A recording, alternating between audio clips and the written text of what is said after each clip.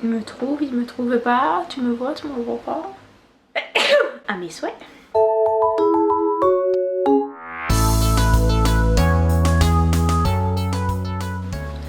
Salut à tous. Alors je me suis fait un petit thé et c'est parti pour la vidéo du second trimestre. Alors le second trimestre pour moi il a commencé en mi-janvier. En janvier on commençait les saignements du nez, donc c'est quelque chose de tout à fait bénin, mais pour moi qui a eu lieu jusqu'à la fin de la grossesse. Les vomissements dont je vous ai parlé dans la première vidéo commencent à s'estomper mais restent quand même assez violents. À force de vomir par le nez et la bouche, j'ai des picotements dans la tête. Vraiment ça me pique comme ça ici. C'est vraiment une sensation bizarre. Je pense que j'ai eu ça parce que j'ai trop vomi tout simplement, donc j'en ai pas parlé au médecin, j'ai pas de retour là-dessus, mais ça a disparu en même temps que les vomissements. Pour ceux qui n'ont pas vu la vidéo du premier trimestre sur justement les vomissements gravidiques, qui est un sujet qui est quand même assez important si jamais vous en souffrez, n'hésitez pas à regarder la vidéo que je vous mettrai en description. En février, je n'avais plus aucun vomissement, fini.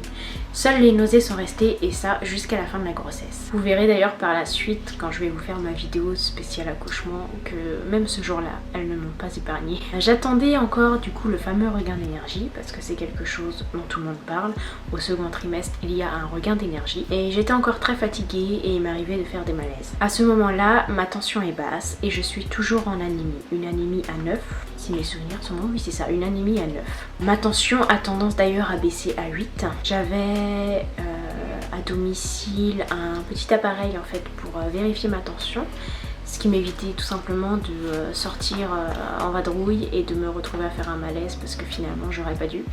Donc voilà, ça c'est un petit appareil, je crois que ma mère l'avait acheté en pharmacie. Mais si vous n'avez pas de problème de tension pendant votre grossesse, c'est vraiment inutile. Ce qui est génial en ce début de mois de février, c'est qu'enfin je mange et je me fais plaisir. Qui dit je mange dit que je reprends des forces et ça fait toute la différence. Donc je commence à aller mieux, je commence à sortir de ce canapé. Attention cependant, si vous passez par là, à ne pas en faire trop d'un coup. J'ai une petite anecdote pour ça, je me souviens, j'ai été à Carrefour, truc basique, faire des courses. Vraiment l'activité anodine. Et je me souviens qu'au bout d'1 heure, je ne tenais plus et j'ai failli m'écrouler en caisse. Alors oui, petite note, si vous êtes enceinte, ça sert à rien de passer en caisse prioritaire.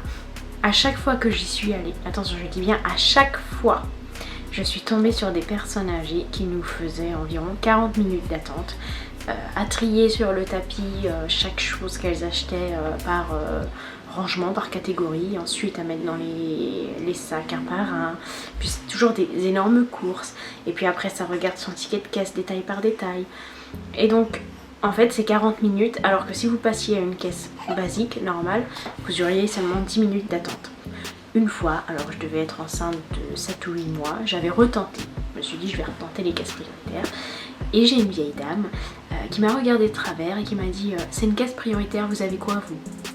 Donc je lui réponds madame je suis enceinte. Je veux dire en plus à ce moment là ça se voyait. Encore jusqu'ici le mois de février dont je vous parle ça ne se voyait pas. Mais au 7e mois j'ai vraiment pris énormément de ventre. On verra les photos dans la dernière vidéo, ça se voyait. Mais enfin bon, c'est un détail, j'ai envie de vous dire, il y a des handicaps qui ne se voient pas. Mais bon, là j'étais enceinte et en plus ça se voyait, donc vraiment des propos comme ça, en plus ça devrait même pas avoir lieu, vraiment. Rien que d'y penser, je vais reboire un peu de thé, tiens, parce que ça m'avait énervée.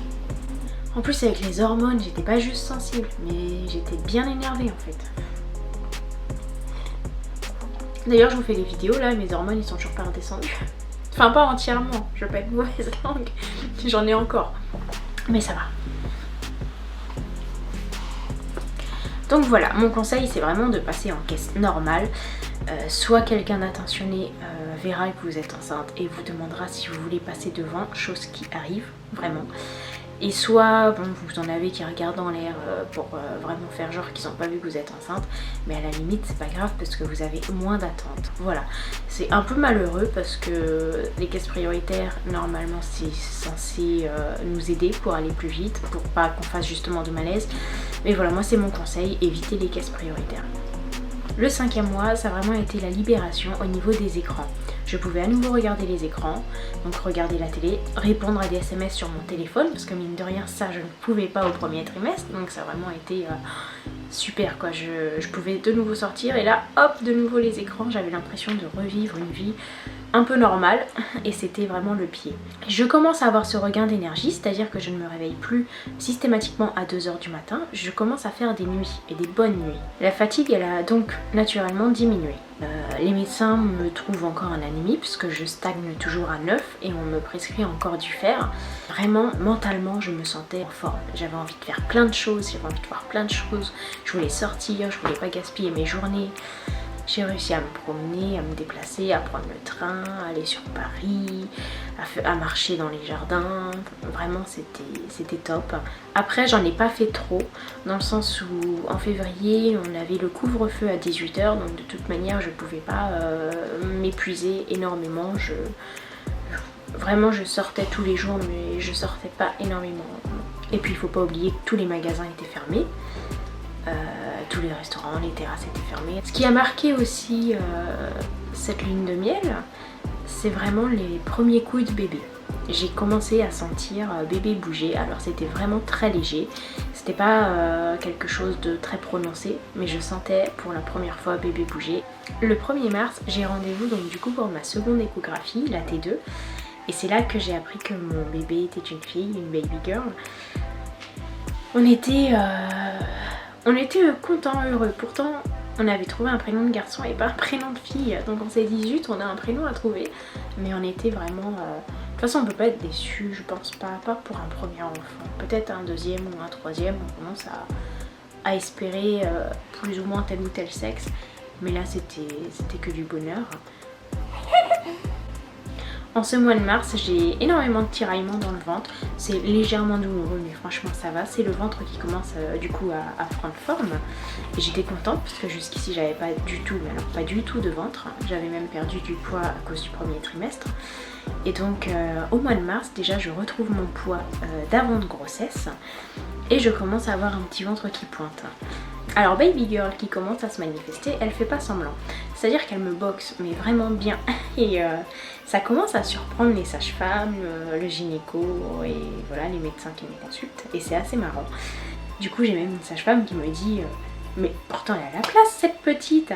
Effectivement à 23 SA elle faisait 400 grammes et elle avait une bougeotte incroyable.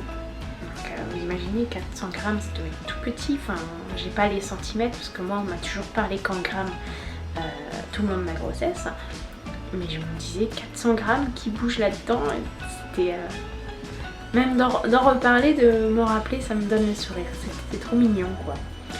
Et elle bougeait tellement que le gynécologue m'a demandé si je mangeais pas trop de sucre. Et en fait moi je suis quelqu'un qui met du sucre nulle part, ni dans le café, ni dans le petit thé, enfin vraiment je suis pas très sucrée, je dirais même que mon vice c'est le salé. Donc non pas du tout. Et c'était juste baby girl, elle avait la patate. Alors mi-mars c'est début du 6e mois.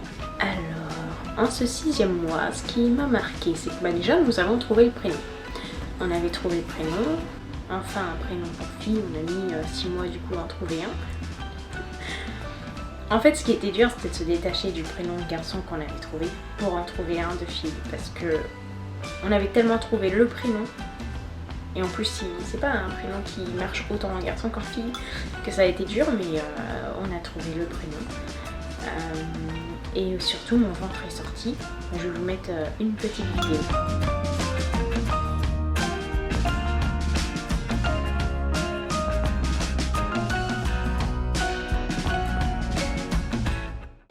Donc comme vous pouvez le voir sur la vidéo, je porte à ce moment-là mes premiers vêtements de grossesse.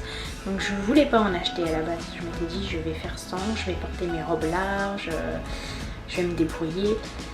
Le problème c'est que même si à la maison je suis très bien en leggings, c'est vraiment pas ce que j'aime porter pour sortir. Donc voilà, je me suis finalement acheté 2 pantalons chez H&M et 2 jupes sur Shein. Début avril, j'ai commencé à faire les achats pour Baby Girl. Je les ai fait en ligne parce que tout était encore fermé. Je vous avoue que ça a un peu gâché la magie du moment, mais bon. J'ai donc pris le matelas allongé, les langes, le nudange, le tapis d'éveil en ligne. Pour le couffin, je savais déjà que je voulais celui de Jacadi, donc j'aurais pu le prendre à ce moment-là, mais c'est vrai que je l'ai pris plus tard. Je l'avais déjà eu en vrai vu que j'ai travaillé pour cette marque. C'est juste vraiment le berceau que je voulais pas prendre sans l'avoir vu et c'est vrai que celui d'Ikea me bottait bien. J'ai également acheté de quoi assainir l'eau parce qu'ici en fait elle est très calcaire, c'est un désastre pour le corps et la peau. Et jusqu'ici j'avais pas eu l'énergie ou le temps de m'en occuper. J'ai trouvé sur Amazon des pommeaux de douche avec des petites billes qui filtrent finalement l'eau avant qu'elle arrive sur nous. Et du coup c'est pratique, je remplis la baignoire de bébé avec ça. Donc comme ça mon bébé il n'aura pas de risque d'avoir d'eczéma plus tard ou de choses comme ça dues à l'eau calcaire d'ici. Donc la période de lune de miel de grossesse elle est vraiment géniale, tout va bien, on est dans le meilleur des mondes. Dans les achats aussi je suis allée à Intersport en drive pour récupérer mon ballon de grossesse parce que j'en avais un pour la gymnastique. Mais j'ai été ravie de voir que mon chat a fait ses griffes dessus alors qu'il était dégonflé et du coup il l'a percé. Donc là direction Intersport rapidement, ils sont pas ouverts mais je peux récupérer les commandes. Je vais récupérer ma petite pompe pour gonfler mon ballon pour mon cours de préparation à l'accouchement qui a lieu à 14h. Bon bah voilà, pompe récupérée. J'ai plus qu'à gonfler le ballon avant le cours de préparation à l'accouchement. Ça va être sympa, j'espère que je vais y arriver. Et que je vais pouvoir profiter un peu de ce beau soleil. Il fait trop beau. Bon, on l'a vu sur les magasins, c'est pas terrible. Mais il fait beau. J'ai commencé les cours de préparation à l'accouchement en visio. Je les ai d'ailleurs tous faits en visio étant donné les conjonctures à ce moment-là. J'aperçois sur mon visage des taches brunes, donc un peu là, là, et j'avais une tache aussi ici, et qui se multiplient. Donc sur le coup, je me demande si c'est des taches de rousseur ou si c'est le fameux masque de grossesse. Et en fait, c'est vrai que je me suis posé la question parce que je ne sais pas si ça se voit à la caméra, mais en fait, moi j'ai des taches de rousseur et chaque été ça se multiplie. Je sais pas si ça se voit, non, on va voir mes taches. Mais en fait, du coup, la conclusion c'est que c'était vraiment ici sous les yeux, l'accumulation, c'était vraiment un masque de grossesse. Je sais vraiment pas si je verrai au montage si au retour de caméra on le voit. Je mettais sur mon visage de la crème solaire 50, je portais aussi un chapeau ou une casquette tout le temps. Donc voilà, il y a des choses, je pense, on ne peut pas y échapper, il y a des symptômes, vous avez beau faire ce qu'il faut, si ça doit venir, ça viendra. Certaines, ce sera les vergetures par exemple, moi j'en ai pas eu. J'ai mis de la crème évidemment, je mettais de l'huile de coco matin et soir. Et je faisais les masques de grossesse dont je n'ai plus le nom de la marque, mais je vais vous les mettre en photo, j'aurai retrouvé d'ici là. Et ça, je faisais un masque par mois. Donc forcément, j'avais, je pense, un bon entretien. J'avais une bonne routine que je vous conseille. Hein, l'huile coco matin et soir plus masque une fois par mois. Mais, j'insiste là-dessus, si vous devez avoir les vergetures, vous les aurez quand même. Moi, j'ai fait par exemple le nécessaire, comme je vous disais, au niveau du visage. Je me suis bien protégée. Il n'y avait pas énormément de soleil. On a eu peut-être l'équivalent de 2-3 jours ensoleillés. Mais il ne faut pas oublier qu'il a fait moche toute l'année. Et au mois d'avril, on a même eu encore de la neige, donc je ne me suis pas vraiment exposée, je me suis beaucoup protégée et j'ai quand même eu les taches brunes. Donc voilà, si vous arrive un de ces symptômes, ne culpabilisez pas, vous avez sûrement fait ce qu'il faut, c'est juste que voilà, si ça doit arriver, ça arrivera. Le dernier symptôme de ce second trimestre dont j'aimerais vous parler, et c'est peut-être le plus impressionnant, c'est que je constate les premières déformations de mon ventre. Quand bébé bouge, le ventre se déforme. Au début, ça fait un peu bizarre. Alors mon mari disait que ça faisait alien, mais c'est vraiment un symptôme que j'adore. Donc voilà pour ce second trimestre de grossesse qui est vraiment très agréable. Bon, le 4e mois, c'est vrai que je me remets vraiment doucement des vomissements gravidiques, mais le 5e et le 6e mois, c'est vraiment que du bonheur. Pour moi, le 5e mois, c'est vraiment, je suis sortie de la période terrible qui me faisait pleurer et malgré mon anémie ou mes chutes de tension, je me sentais vraiment bien et ça a vraiment été une récompense. Vraiment, vraiment, vraiment. On va compter le nombre de fois où je dis vraiment. Donc ce que je retiens de ce trimestre, c'est vraiment le regain d'énergie. Ça peut paraître bête, mais même si nausée H24 c'est usant, le fait de savoir que ça s'arrête là, que derrière il n'y aura pas de vomissement, c'est beaucoup plus facile à vivre et en plus on se fait plaisir. Niveau alimentation, on peut varier, on peut se faire des repas qu'on n'aurait pas pensé se faire. Je retiens aussi que malgré le confinement et les conséquences que cela a eu sur ma grossesse, comme le fait que les piscines étaient fermées, alors il paraît que faire de la piscine quand on est enceinte c'est génial. Si vous le faites, n'hésitez pas dans les commentaires à me dire ce que ça vous apporte, ça m'intéresse de savoir. Dans les hôpitaux, quand vous êtes inscrit en maternité, il y a plein de choses, d'activités qui sont proposées aux femmes enceintes et là en fait tout était fermé. Donc voilà, je pense que le bilan est fait, je vous ai tout dit. Le troisième trimestre sera intéressant parce qu'il y a beaucoup de symptômes nouveaux, des choses qui reviennent, des choses plus importantes, plus graves. Je vous ferai bientôt la vidéo avec une nouvelle tisane. En attendant, n'hésitez pas à me laisser un petit pouce si vous appréciez le fait que je partage mon expérience et si vous voulez plus de vidéos pour m'encourager moi et me permettre aussi d'avoir plus de vues. N'hésitez pas à vous abonner également. Je vous souhaite à tous une très belle journée ou une très belle soirée. Bye!